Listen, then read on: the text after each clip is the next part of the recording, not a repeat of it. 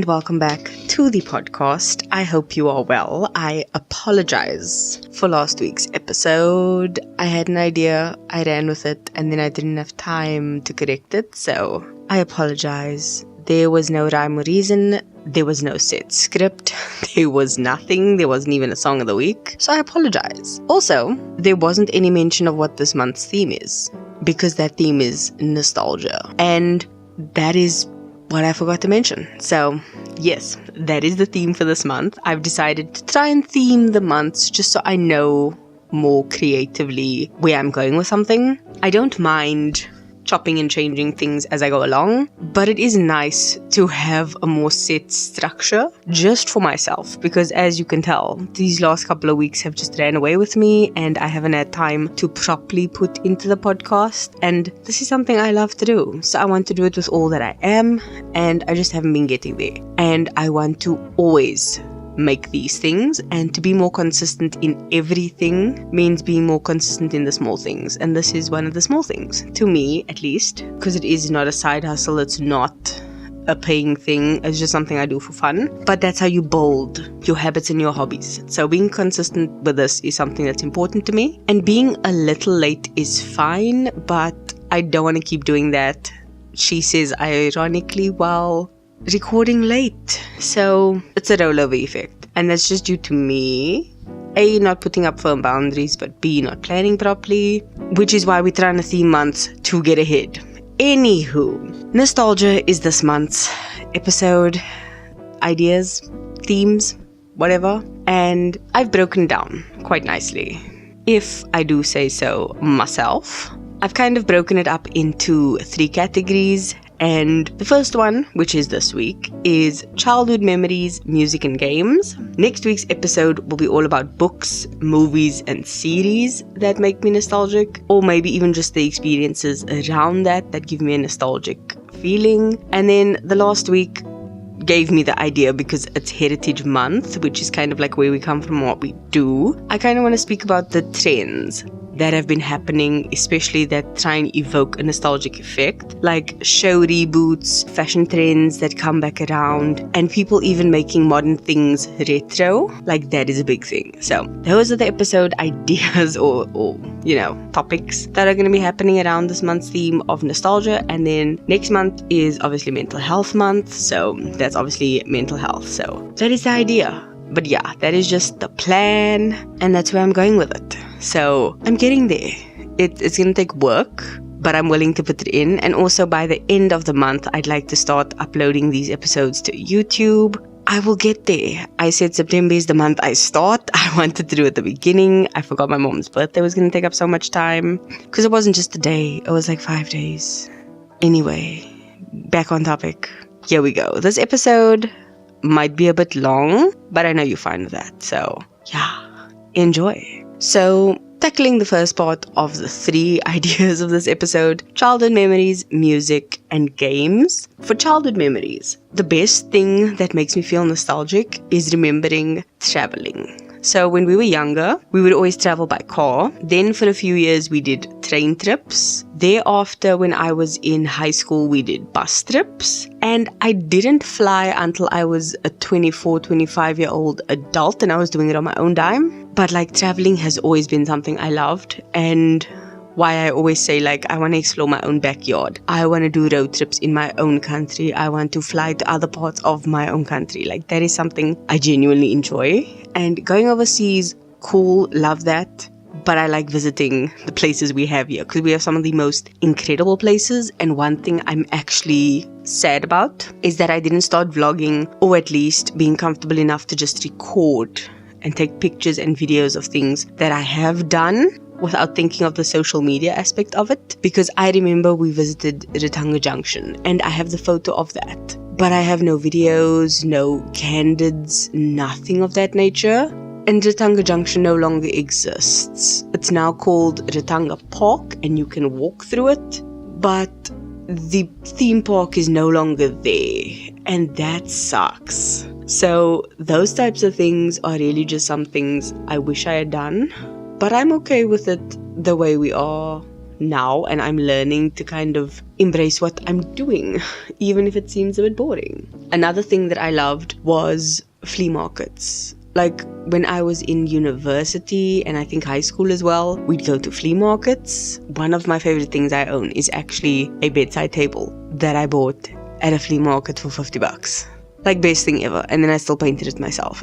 It's the best. So it's things like that you can still do today that make me nostalgic. And one of, I think, the places I want to eventually take my children will be the strawberry farm. It's about 10 to 15 minutes away from where we live. We once went with our bicycles, and my brother, my father, and I, my sister wasn't born yet, drove our bicycles to the strawberry farm, and my mom trailed behind us in the van that had a bike rack attached, and it was incredible. We drove there on our bicycles, picked strawberries, came home, had a picnic with strawberries, the ice cream, the whipped cream, all those types of things. And that was the best time ever. And it wasn't expensive. It tired us out. Like, thinking back, you realized, these people just wanted to make sure we slept, because we were kind of busy children. That is something I genuinely loved, and I want to actually go back and do some of these things with an adult mind. Because now you can see, like, all the things your parents were looking at, you were like, that's stupid, I'm gonna go look at toys. Whereas now you're like, I wanna go look at that thing that I can put in my own house. Like, it's such a fun thing to be like, I love the nostalgia of this as a kid, but now I'm doing it as an adult, and it's got a whole new perspective. Like, that is what I'm loving right now. Music is the next part, and it's always been a massive part of my life. I remember the first CDs I remember seeing in our house as a child. Two legends, Celine Dion and the recently passed away Tina Turner, may she rest in peace. Those are CDs I can see in my mind's eye when I think of music. Queens in their own rights. I used to play those CDs all the time and dance and sing in the lounge, and I don't know if anyone else remembers this, but there was a group called 101, and they were a group created basically from the Coca-Cola pop stars finding the next big group or something like that. Like, Coca-Cola pop stars is what they were called. And their album was like the biggest thing ever. If you know the controversial Pam Andrews, she was a part of that group when she was younger. I think two of the guys also made it big. One, I think, in acting, and the other one, I think, in music itself. I think the one guy does a remix of Lady Soul, iconic South African song.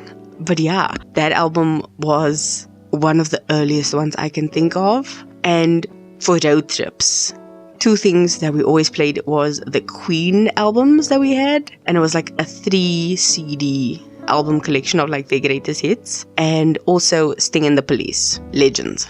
Absolute legends. Also, I am a huge fan of rap, hip-hop, and pop, especially songs from like late 80s, all through the 90s, and like 2000s, because those are my eras. Absolutely loved it. Like, that one random song that comes on out of the blue, and it's like from 30, 40 years ago, and you're just like, oh, it's my jam. And it's like, those people got paid nothing.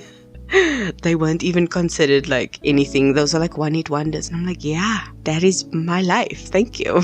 Those are things that make me nostalgic. Like, if you randomly play a playlist on your Spotify and that one song comes on and you just like, oh yes, this takes me back to when I was a tiny little human being and we didn't have internet. And you had to be in before the lights were on in the streets. Like, that is the nostalgia I'm talking about. Speaking of the lights coming on, if you were playing outside, you used to drop what you did and ran. Like, it is the world's hardest game of make sure people don't realize. It basically trained you, for anyone who was a partier, to like, get in, get out, be quiet, pretend you were always doing something you weren't. That is it. Games were the best back in the day. Like, no joke. I have photos somewhere of me and my siblings, yes, plural, going to, for any South Africans, the N1 Mall. They used to have a section called Wonderland, and I'm talking, it used to be a 2-step down indented section in the middle of the mall with a giant like blue octopus like covering the top of the place. I don't know if anyone remembers that. but that was my jam. I freaking loved Wonderland. I still love all arcades to this day. There's actually one in Port Elizabeth called Nitro something. Nitro Land, Nitro Park. And they give you a little card that you swipe, you load your credits on, and then you play with that card. And like the card you keep for life. And you'll earn points, you'll earn prizes. Some of the best games I used to love were with Tekken 3, Street Fighter, and Mortal Kombat, where you had to like sit down and play those games. Because Lord knows, you'd be sitting there all day. Some of the standing ones. So like you'd stand and play. Pac-Man. Or if you're South African, you call it Pac-Man. Snow Bros. Iconic. My brother and I slayed at Snow Bros. We'd have like 5 coins and we'd play until we died at level like 47. And there's only 50 levels in the game. Like, we knew the timing of the game. My ultimate one is like Rally X. That game was so simple because it's just one little car that you have to like take through the track and not die. It's basically Pac-Man with cars instead of ghosts. That to me blows my mind. And I mean, the fact that they've even made movies based on some of these games is insane to me. Like Gran Turismo just came out the other day, which is a movie based on a game. I mean, they're giving us throwbacks and nostalgia like you cannot believe. They're making a Wonka movie, which is based on Charlie and the Chocolate Factory. And no disrespect to Johnny Depp, because he was brilliant. But the OG movie is a classic. I'm talking the ones with the orange Oompa Loompas. That's iconic. Johnny Depp came and just gave it a whole new flair to Wonka himself, and now they're making an actual Wonka movie. These are things that we understood has a natural progression to go from a book to a script to a movie. That is what Wonka is. That is what Charlie and the Chocolate Factory is. It was a book that became a movie, and that's okay. And now we're getting a prequel. But a friend reminded me of the Mortal Kombat game that's coming out, and I remembered that they actually had a movie come out in 2021, and the sequel was in the making because it got greenlit for a sequel. So games are being turned into movies, and this isn't something new. There has been several movies that have been made from games. I mean, Mortal Kombat comes a long way, but we've got ones like Tekken, who started as an animation movie and then became a real person movie. We have Tomb Raider, who is iconically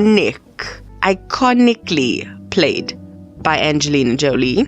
And Flip, Alicia Vikander, she did an incredible Tomb Raider when she, revived the character for the movie that came out. Warcraft was incredible. I was very skeptical for Warcraft, not gonna lie, because of the different species of characters they have. They have elves, they've got orcs, they've got humans. There's so many different facets to it, and I was worried the green screen effect was just gonna ruin it. It did not. It was an incredible movie. Assassin's Creed is another one like Tomb Raider and Tekken, who's come on for decades, and they made the movies. Insane. Sonic the Hedgehog, same thing. Need for Speed is one of my absolute favorite games to movies creations. That is an incredible movie. If you haven't seen it, go watch it. You will not be disappointed. And yes, they've done old games that they've created into movies. However, they've also done modern games. Angry Birds? Yeah, that little mobile game that you play with a bird. They turned that into a movie. How do you go from slingshotting birds to making a movie about that? Like, that blows my mind. But no disrespect to Angry Birds, I kind of loved it. I loved it. I loved the birds, the shapes, the way they did it, the pigs, everything. That is classic. And not only does Angry Birds have a movie, they have a series. Which, honestly, not gonna hate on that. Because one of my favorite series, well, 2 of them, is actually based on games. Firstly, The Witcher, incredible. And then also Castlevania. They just wrapped up, I think, the final season of Castlevania, and they're in the mix of doing a spin-off of the Castlevania series. How do you not love that? I mean, not only is the one an iconic one in terms of The Witcher and the characters and the way they did things, but they've also made that a real life character, like a live action. Castlevania is an animation, but that is more new age. They've been doing this for years. Once again, creating series from games. Earthworm Jin, one of the iconic ones. Mega Man.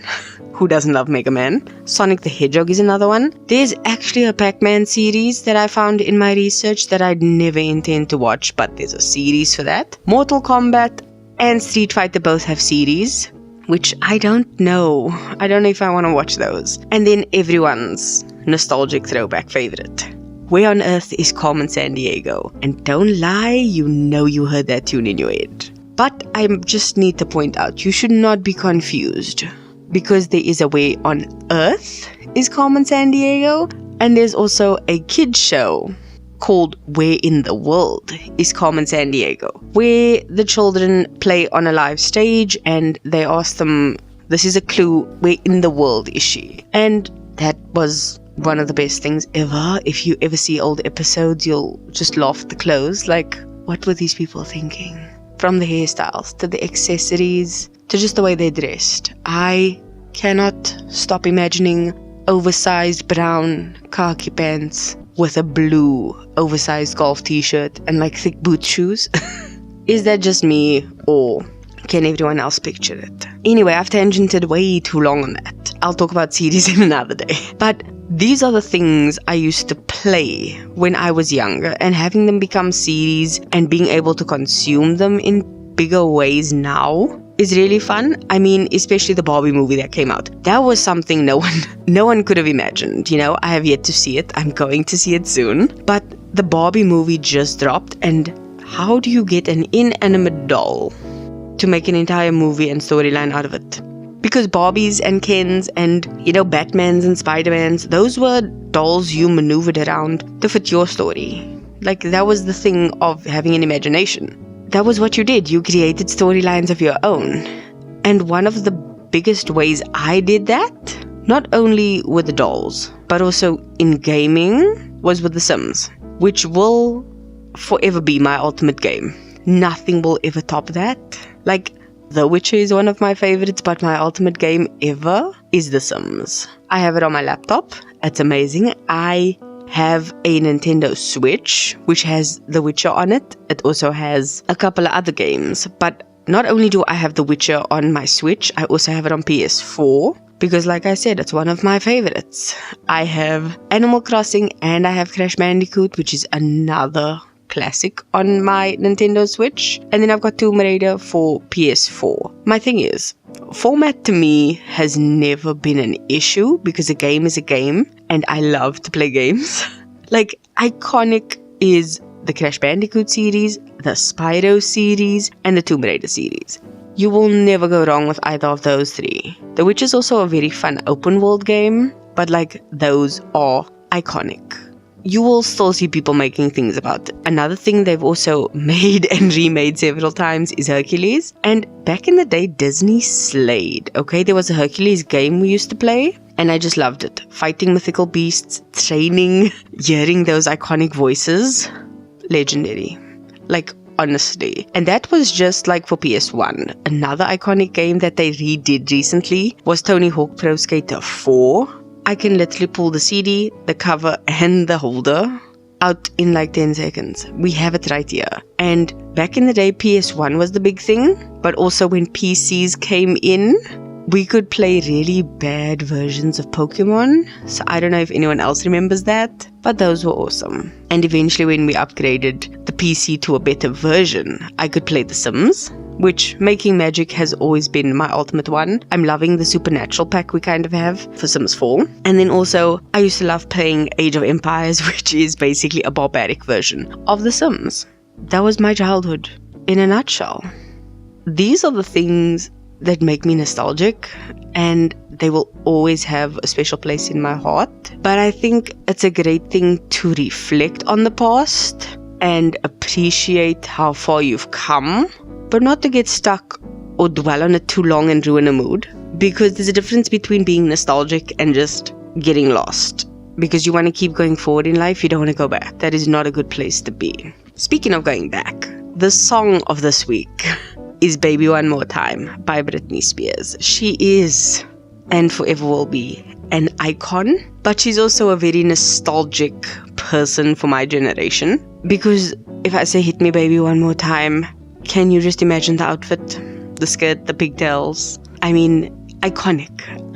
Freaking conic. So, yes, that aside, another reason I chose this particular person, Britney, was because there was a game of hers that you could play on an emulator, and it was basically a dance game where the little virtual Britney would dance every time you hit the button in the correct sequence at the right time, and you'd earn points and you'd get a grade at the end. And if you got a certain grade for each of the levels, you'd unlock the world's grainiest videos you have ever seen in your life.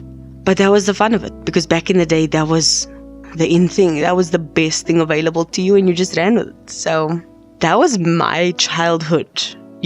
Bad grainy videos, if you were lucky enough to be able to play on a PC that actually had more than just 8-bit graphics, if 8-bit even had graphics. And floppy disks, those are another thing our computer had. Anyway, I've rambled enough. These are the things that make me nostalgic. If you can think of anything else, let me know. And I will see you in next week's episode. That's it from me. Love you. Bye.